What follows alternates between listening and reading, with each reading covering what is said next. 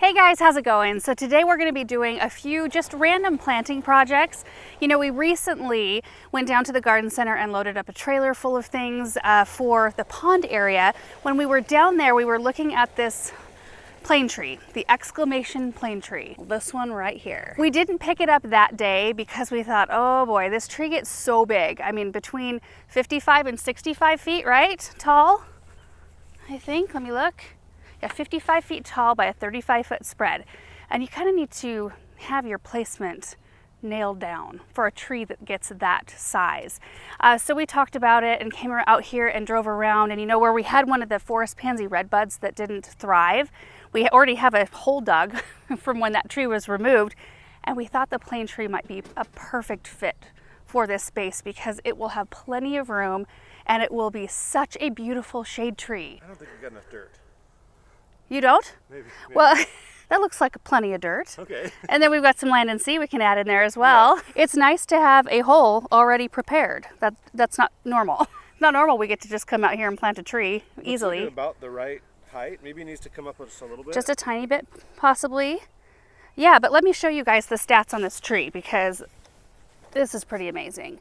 So zone 5, I'm reading online though that this variety is a zone 4 through 8. Oh, really? So, but you know, who knows? We're a zone 6, so it doesn't really matter, but you can see what kind of a shape it creates, kind of that strong conical shape. It has yellow fall color. It gets these enormous leaves, like enormous, they're so big. So it's gonna create some pretty thick shade. Is that what you say? Dense shade? Dense, The yeah. thick shade, whatever. And this one is apparently very resistant to anthracnose, which is a fungal sort of situation. We don't deal with that a whole lot here, but I know maybe in more humid climates, maybe you guys deal with that. And powdery mildew, it does have resistance to that as well. So yeah, we'll start with this easy project. We're just gonna get this out of the container, get it planted. We've got our supplies here, this extra soil, we just went and got that out of our pile on the other property. We've got compost, we've got biotone, and we've got some shovels. Oh, getting right after it. Oh, Yeah. that? Sure. What message did you have for everybody? Nothing. Say it. I'm embarrassed now. Why? Plant it high. It won't die. Plant it low, it won't grow. So there you go. Oh, That's your words of wisdom for the day. Yeah. Oh, also, I forgot to mention this is very tolerant of high pH soils. So that's good for us. Break up that root memory just a skosh. That'll do. Fertilizer and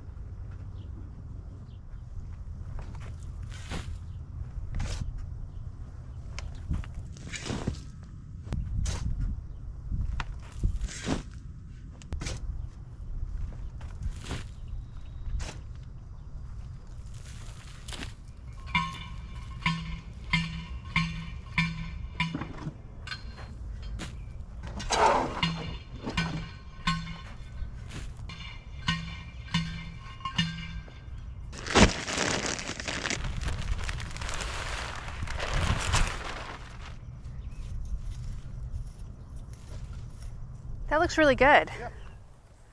Looks great. I love it. Oh, which, you know, having this tree here, it's going to mean that eventually all these full sun plants are going to have to be moved. Yeah.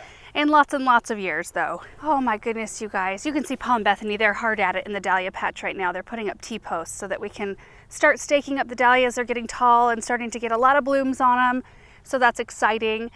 Oh, this is just beautiful. So Aaron said that the trunk, well, and I can kind of see it, is not 100% straight in and of itself. So we just made sure that at least the bottom portion was straight. And the rest of it will kind of correct. It's a beautiful texture right here, though, I gotta say. I mean, there's a lot of smaller leaved things around, and right at the base of it, you can see we just cut back some salvia. Looking a little rough just right at the moment, but we'll probably kind of rake and remulch this area now that we've finished. I finished watering this in. I did water it in once when we were about halfway done packing in soil around the root ball. And then you can see we have a drip ring run around it. Might have to do some replacing though, because it's a little bit crimped there. Hey, there they are. Hey kiddos. Yeah. All your wheat is all ready to go. The wheat is ready to be cut, isn't it? It's all ready. Yep, we'll do that. But the bottom ones are not ready yet. A little bit of green still in them. Well, not all of them. Mm-hmm. All the top ones are just good, but the little small ones Mm-hmm. just still have green. Gotcha. Are you adding extra on there, Aaron? Yeah. Today's high is 98 degrees, and then we've got over this next weekend, we've got 2 days that are 104 is what it's saying. And you know, it'll get water from the emitters that are just in line with that drip tube, but having a couple extra emitters when it's this hot and it's a brand new tree, never a bad idea. That looks great. Also, we were just noting how wonderful these roses look. This is a variety called All Dressed Up, and they were in bloom, like fully in bloom, a lot longer than any of the other roses that we have. And the leaves, I mean, they are so perfect. They're like the best color of green and so thick and glossy. I don't think any of our other roses look this healthy. I kind of want to get more of these. You know, when you stumble upon a good thing like that, oh, gorgeous. Oh, they're leaving me. Got to unload and reload for the next project. Oh yeah, you guys, we just had some lights installed in the barn, and I kind of wish we would have done this like 5 years ago. Yeah. It's so nice. You can actually see in here, and then going on to this side, lights, and up in the loft as well, the same thing. So now, you know, everybody can do their thing with ease. Okay, I'm gonna need this. Bethany likes to use these at home, so it's for her. Hey, I need a first peek camera. Okay, Can you say check? check. Gator? Gator. Gator? You have to say check. Oh, check. Sorry. Gator, check. Auger? Auger, check. All right. Go, go, go. Alrighty. We need to get plants. Make a box for plants. Now we can say check once we get them. Oh, there they are. So you guys, I started 4 trays of the pink Senorita, I think is what the variety name, Zinnias, here in the greenhouse. And we're gonna get these planted out along one of our new rock pathways, stone pathways. And you know, Zinnias are really easy to just direct seed straight in the soil, and that's what I traditionally have done. But this year I tried doing them all in here. I started them all in seed trays for even our cut flower garden, because I thought, you know what, it would be so nice, one, to not have to drag a hose out multiple times a day to make sure that they stay saturated, because I don't want to run the entire drip system because not everything needs it that much. So, you know, usually I have to go out there and just water multiple times a day. It also eliminates the need to thin them, because you can plant each plant right where you want them to be. And while I'm not very diligent about thinning things, it is healthier for the plants to do it that way.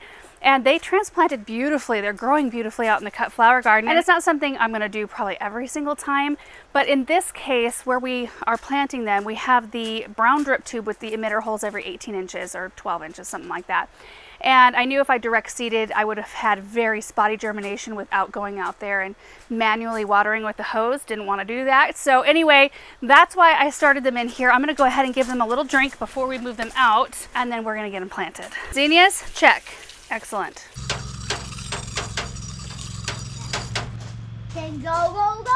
I'm on it. On the back of the gator. One flat check. We got to do it 3 more times.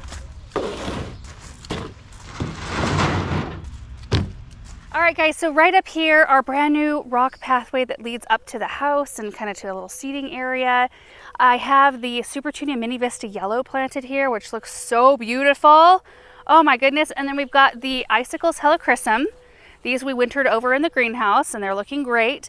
And then we've got the Stormburst Superbina, which they are just now kind of coming out of their funk. We planted them. They were kind of struggling there for a minute because they were so used to being in the high tunnel and I didn't acclimate them out and it was pretty hot. Anyway, they're looking nice now. They're starting to get some blooms back on them, but we intentionally left this back area open and unmulched because I wanted to be able to see where the emitter holes were at so I could position the zinnias properly. I am going to leave a space right here because I do think I want to put an evergreen this season yet right in this hole because I think it would look pretty. But other than that, I just want to have this mass of coral colored or salmon colored zinnias because I think it'll complement the other colors we have going. And it's just a really cheap way, honestly, to fill up space like this. They grow fast. You can start them this time of year. I mean, we could still direct seed them. I'm going to direct seed actually some, I think later on this evening, we'll probably do that together today, where the ranunculus just came out of the cut flower garden. But these I planted in those paper pots from Gardener's Supply. So you get this tray that's got a bunch of holes at the bottom. So you get a tremendous amount of airflow and drainage. And these hold up. Like I started my stock, like a ton of my other flowers for the cut flower garden in these trays, and they were in there for 6 weeks plus before I planted them out and all the paper held up.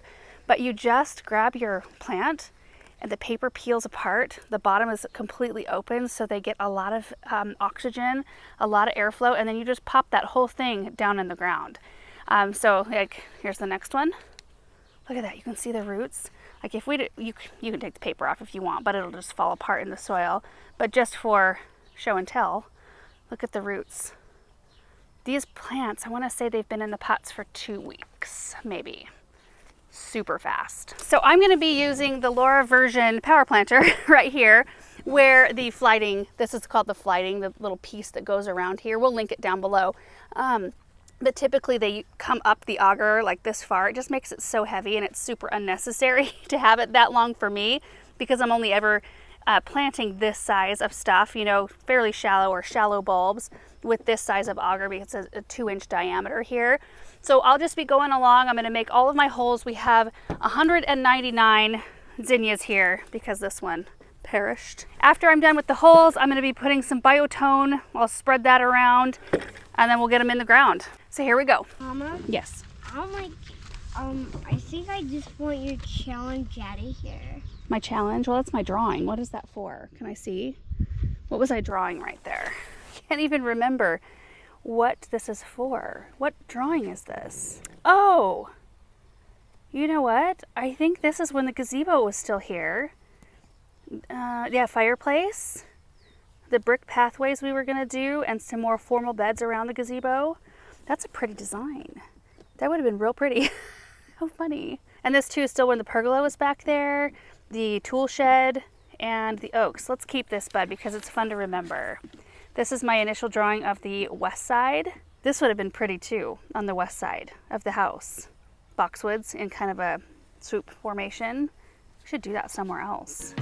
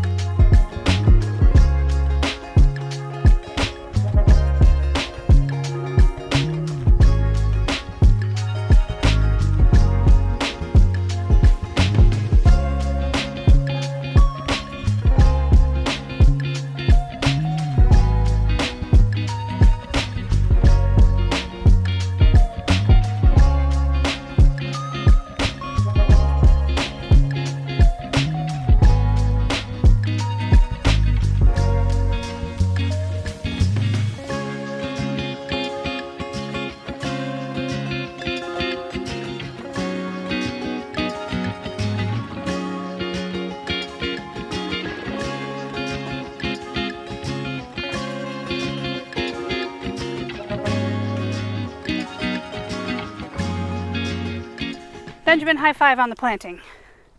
Great job. All right, guys, Benjamin and I just got all of the zinnias planted. It's gonna be so pretty. I do think we're gonna wait on mulching until the zinnias get a little bit of size, because right now they're pretty close to the size of the drip tube. I mean, they're probably double the height, but it's really hard to cover drip tube and not cover the seedlings. So we'll let them grow up just a little bit in this spot, and then we can come in with some mulch and finish it off. But they start right here behind the Superbena, in between that and the beautiful Russian sage. It's looking glorious at the moment. And it'll look pretty through the rest of the season. So imagine the purple with the pink right here and then more lavender. Oh, so they go right through this area. You can see all those cute little seedlings in there.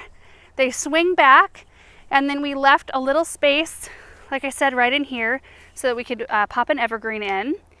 And then they swing back behind the icicles. And there's one little spot where I'm gonna have to add a little line of drip right here, because I kind of wanted to finish it off. So I put the last seedling right here. So we will tap into the drip and run one line through here and then just end it right by that last zinnia. Oh, that's going to be pretty though. But you can see right now we're in the morning. So this spot here is in the shade of the mulberry tree. But then once the sun gets past that, it will shine in for the afternoon. So they should all be happy campers. Okay, so now I'm gonna take a little break because I gotta go do watering rounds. I gotta hit the greenhouse and some other things, some freshly planted things, those 9 barks. What are they called? Dark Star, something like that. They're beautiful, but boy, they need a lot of supplemental water at this stage anyway. They won't after this season. So we will be back at it with some more zinnia planting, but seeds, in just a little while. Okay guys, got all the watering done. You can see we're standing right here in front of the cut flower garden. It's filling in beautifully. So much color. Oh, I just love it. I mean, just look at this row of snapdragons. Isn't this so pretty? I hear a big bee. Is there yep, there's a bumble right here. You see it in that flower there? Oh, and another one. The bumblebees have been thick this year. I've picked quite a number of bouquets. The blooms keep on coming. It's just been amazing, and I love these color blocks here. Larkspur is starting to peter out a little bit. I like to let those go to seed. They just reseed themselves in the same spot. But we've got a lot of pretty things. The gomphrena and the honeywort. We've got lisianthus just starting to bloom. Look. Oh my goodness. Oh, that's gorgeous. We've got straw flowers looking beautiful. These are the edible chrysanthemums right here. The pincushion flowers are amazing. Fama blue and Fama white are where it is at. Look at the Fama white. This is a perennial. Look how long the stem is. All the way down here. They are amazing and they hold forever in a vase. Highly recommend this and Fama blue, which is in the same sort of series, perennial. Oh, love it. We've got some of the dianthus starting to bloom here. And they're looking pretty. They smell good. Craspedia is starting in. Look at these dianthus right here. This is the sweet purple with white bicolor. And this is sweet white right here. Little globes. And then we've got our oriental lilies right here, which really need to be moved. I was going to move them to the perennial section of the cut flower garden, which is going to be over here. But I think because I just don't tend to cut these are so pretty though. Oh my gosh. I think I want to move these into flower beds and enjoy them in that application and not out here in the cut flower garden. Look at those. Also got that color right there. These are so deep. Like burgundy chocolate. And these are gorgeous. We've got some yellow trumpets right here. These are starting to peter out a bit. And this is awesome. Look at this. It doesn't have a super long stem, so I might not be growing it in the right conditions, but it sure does love its life in terms of bloom production. This is the, where did I put the tag? Grace Shell Pink Clarkia. Isn't that gorgeous? Ah, it's a really pretty scene right here. And this is the Elegant Salmon Clarkia. I've loved this as a kind of a wispy element in arrangements. My feverfew is staying on the short side, and I don't know why. The last time I grew this, it was way taller, so I can only use it in little itty bitty bouquets, but that's all right. And then of course the Quartet Rainbow Stalk is just as amazing as ever. So thick and beautiful. Okay, I'm gonna get to the beginning of these rows. I didn't really mean for this to become a tour, but can't really help it when there's so many gorgeous things. There's a bunch of Rudbeckia in bloom. Look at those. and our status as well. That's what came of our limon talinum. I only ended up with 4 out of the 20 some that I seeded. 4 is better than none. Okay, so what we're going to be planting up with zinnia seeds are these first 2 rows. Well, the whole first row is empty. That was where the ranunculus were, and then half of the second row, which is where the anemones were. And they'd been bloomed out for a while. They had yellowed and died back. They looked so bad, and I was very excited to get to a point where I feel like they had recharged enough and we could get the bulbs pulled and get them ready and store them for next year. We treat those a lot like tulips and daffodils. You have to leave the leaves up for long enough for them to soak in sunshine and create energy and feed that bulb so that they can be productive the next year. So next year, you guys need to remind me, don't plant them in the first row, because while they look glorious for a little while, they look really crummy for a little while too. So I need to bump them in like 2 or 3 rows so that I can have something prettier out here to kind of mask those plants while they're yellowing and dying back. I mean, it's right by our driveway, so it's where, you know, you see this row first of everything in the garden. And I really want this one to like have a prettier thing in it for more of the time, if that makes sense. So anyway, we're gonna do the opposite of what we just did. We're gonna be direct seeding zinnias out here instead of planting plants. My seeds are out here somewhere. There they are. I just stopped by the garden center and got a big old bag of these California Giants, which are a big, beautiful blend of color. Just like a willy-nilly, very bright mix of color. So this is the case where, you know, you direct seed. I do have drip out here. It does run daily. So now that we are running it daily, it's a little bit easier than having to come out twice a day to keep it wet. I will just have to probably come out once a day. So this usually runs in the morning. I'll have to come out in the afternoon and wet this down. And we do have a hose close by, which will make it nice. So this is where the row is. This is where the hose is. This was not here before. So it's going to be way more convenient. Now we do have in here, and I've showed this to you before, hopefully not a black widow. Let's see. There's usually a black widow in here. Oh, that's kind of on. Oh, I see black widow eggs. Excellent. Okay. Anyway, there's a hose in here. So I didn't realize it was dripping like that. That's a bummer. We're going to have to take a look at that. Anyway, this just gives us access, but you have to wheel out, you know, your hose on the reel. And I didn't really want to have to keep one out here. Ooh. I don't mind reaching into the center of this box, but it's looking a little sketch. All the webs in here. Oh yeah, there it is. There's one right in that corner. I don't know if you can see it. Okay. The kids are not allowed to get into any of these boxes. I don't know why they would need to, but you know, kids are curious sometimes. And every single time I open one of these boxes, not every single time, 95% of the time there's a black widow in. Anyway, so we're just gonna thickly scatter the seed in this area. I'll probably have to come out once a day and do a little supplemental water, but I think with this heat and the fact that the drip is running every day in the mornings, it won't be too long to where they're up and I won't have to supplement them at all. I think it's gonna be pretty right here. Show you what these seeds look like. I got a big old bunch of them. There they are. I am gonna use some of the Biotone starter fertilizer and we're gonna add some to the whole area, to all the soil. But when I get ready to plant these, what I'll do is just come along and make, you know, like 3 little furrows, 1/4 of an inch deep, and I do one of these. Just kind of roughly plant them. Cover over, and we will not mulch this area or top dress it with land and seed until we see some green come up. Once the seedlings are about, what is that, like 2-3 inches tall, we'll come in and do a nice layer of mulch over them. You could mulch right away, but I don't want to risk the seeds being planted too deep under any soil or compost. So I think I'd rather wait a little while to do that, but this part's really easy. I did bring a rake too, just in case, but I don't think I'm gonna need that. So let's do Biotone, let's get the seeds in the ground, we'll water them in, and then we're gonna be done for today, because it's hot.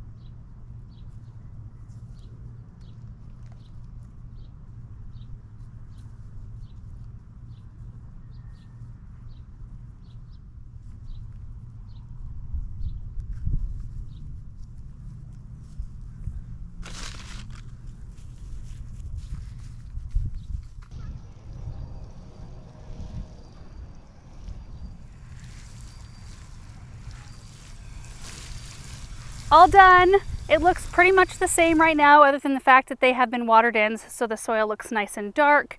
But again, I think with this heat, we're going to see green in no time, and we will have some flowers here shortly. I forgot to mention what these are. So you probably noticed all these hoops going all the way down the row and here as well. I put these in like 2 seasons ago to protect our ranunculus. Last season, beginning of last spring. And they were a little bit of not a pain to get set up, but they were enough work that I thought, you know, I kind of like the way they look and I'm just going to leave them here just in case I want to use them again. So that's what those are doing here. And honestly, if I want to keep the zinnias up off the grass, I can just run some string from one to the next and use them as almost like a staking system. So that's what those are doing there. I also wanted to show you while we were out here, the zinnias that I planted earlier from plants rather than direct seeding. And the dahlia patch is coming along. You can see all of the T-posts, they got those all in. We do kind of the Florida weave method of staking them up. So things are looking great. You can see the difference between the plants that I planted and the ones that overwintered versus the tubers that we put in the ground. So if I did all tubers, they would all be small like these instead of already blooming, and really I've cut quite a lot. And here are the rows. So this row here and this one all started from seed in the greenhouse. A whole bunch of different varieties. Oh, there's a little bumble. Oh, how pretty. Some really neat varieties, you guys. Peruviana right here. I love how dainty these are, and they're kind of a smoky orange. This is the Redmond Super Cactus. A really fun, big, bright zinnia. We've got like the Cinderella series, Cinderella Peach. These are the pink Senoritas. So this is the variety that we just planted up front. I think that'll be really pretty with the lavender and yellow Supertunias. And then over here is the other row. And they're looking really good. We've got the Queenie series, like the Queenie series mix, and Queen Lime Peach, Queen Lime whatever with blush. I cannot remember all the names of those. And the giant purple, giant white, giant red. It's really fun. Celosia is just starting to bloom right here. Our echinacea has taken hold. I don't know if you guys remember how little they were when we planted them out. In this rest of this row, we have chocolate flowers just getting ready to bloom. We have campanulas. Delphiniums are just cycling out. I only cut 1 bouquet of these. The bumblebees liked the delphiniums so much, and they were thick with bumblebees that I just couldn't bear taking away that food source for them. So I just let them, they looked beautiful out here anyway. So I only cut a small bundle of them one time. And we've got more little babies starting, and some perennial Rudbeckias in here, perennial yarrow. And then our foxgloves are looking absolutely beautiful. Look at that row of foxglove. Oh, they are so pretty.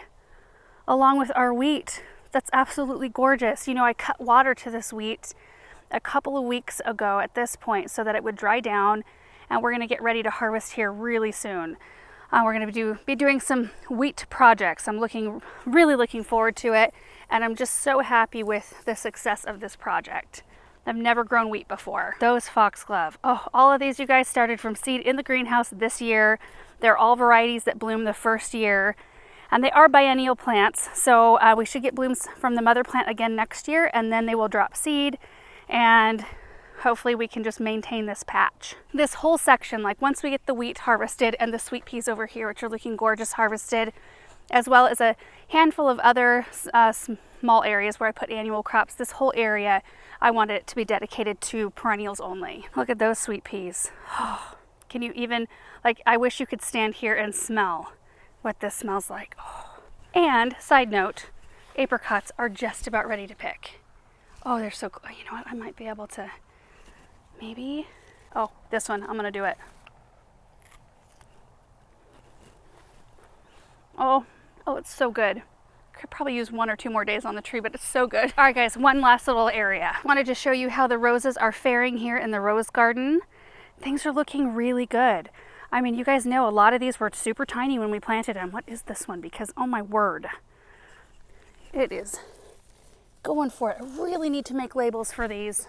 This one is Sweet Mademoiselle, and I can't remember if I got this one from Heirloom Roses or if this one was one of the ones from the garden center, but my word, it's prolific. But more than just like filling out and foliar growth, I mean, we've really had a lot of color out here.